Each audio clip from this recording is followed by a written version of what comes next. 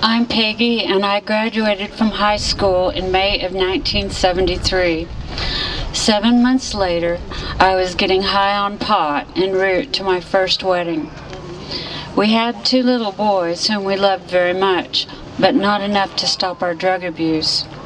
When James was 2.5 and Chris was 13 months old, I became pregnant again. I had mixed feelings, including some concern for the effect my recent radiology procedure might have had on the baby. My husband was furious. Many reasons. Mostly, we're broke and we can't afford another kid. I was scared and overwhelmed. Everyone advised abortion. No one tried to talk me out of it. My husband drove me to the clinic and waited outside. I was prepped, drugged with Valium, and then felt a very long and horribly painful cramp as I heard a vacuum cleaner sound. I remember sobbing as I dozed off. Then I was awakened, got dressed, and my husband drove me home. I lied about it, rationalized it, and justified it for 26 years. But the abortion not only killed my innocent baby, it damaged me physically, mentally, and spiritually. Because of the physical damage done to my uterus from the suction curettage abortion, I had to have a hysterectomy 3 months later.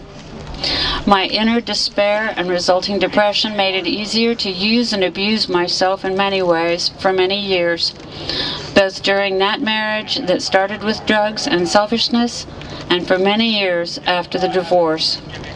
I knew that God was angry with me, so I stayed away from church and sought solace in drugs. February the 14th, 1999 is the day that I decided to change my life by giving up drugs and coming back to God. I have been clean and sober since. Thank you. Through the miracle of the 12 steps of Narcotics Anonymous, I became honest about my past. And through the Priests for Life website, I saw the truth I'd been denying. She was not a blob of tissue or a mistake.